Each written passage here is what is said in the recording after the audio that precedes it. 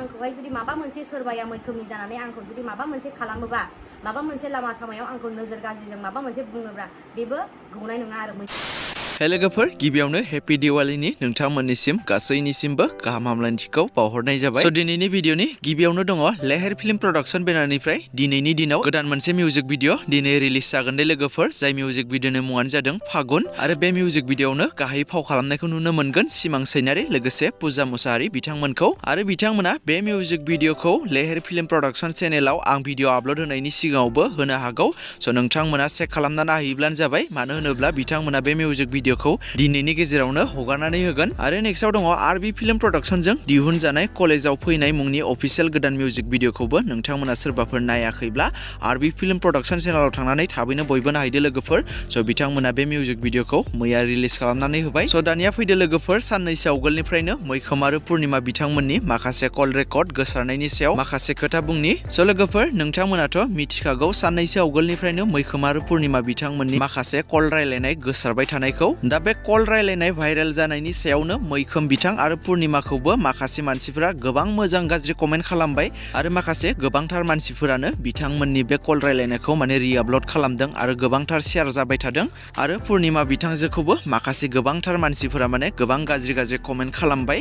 दा बिनि सायावनो पुर्णिमा बिथांजोआ माने गावनि पेज एबा चेनेलनि गेजेरजों मोनसे रिप्लाइ भिडिअ होदों आरो बे रिप्लाइ भिडिअआव बिथाङा बुंदों माने गावनि सोमोन्दै माने बिदि नंबां जाबां मानसिफोरा कन्टेन्ट क्रिएट खालामनानै भिडिअ दाहो होननानै आरो गोबां रागा जोंदों बिथाङा। दा आंनि बुंनांगौआ बेसो लोगोफोर, नोंथांमोनाथ' मिथिखायो आङो माखासे बर'नि फैनो गोनां मिउजिक भिडिअ बा सावथुनफोरनि बागै आपडेट्स भिडिअ लाबोबाय थायो होननानै। स' मोनसे समाव आंबो मोनसे फैनो गोनां मिउजिक भिडिअनि ससे क्लिप्स लानानै मोनसे आपडेट भिडिअ बानायनाय जादोंमोन। दा बेवहाय बिथाङा कमेन्ट खालामदोंमोन आरो बेफोरबायदि मानो रिअ आपल'ड खालामो होननानै।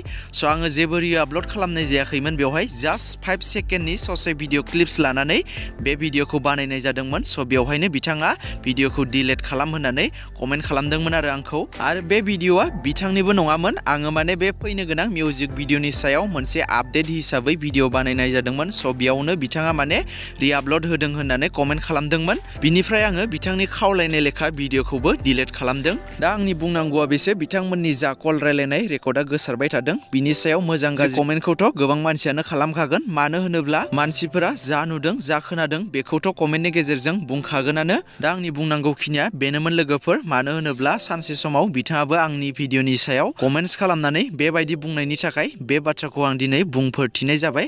मानो होनोब्ला बिथाङा बे भिडिअनि अनारबो नङामोन आरो बियो जेबो मिउजिक भिडिअबो नङामोन, जास्ट फैनो गोनां मिउजिक भिडिअनि माने शुटिं टाइमनि मोनसे भिडिअ क्लिपसोमोन। दा बिथाङा आंखौ बेबायदि बाथ्रा बुंहरनायनि थाखाय बे बाथ्राखौ आं दिनै बुंफोरथिनाय जाबाय।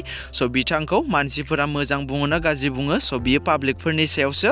स' आं जायखिजाया बे खोथाखौ बुंफोरथिनाय जाबाय दिनै।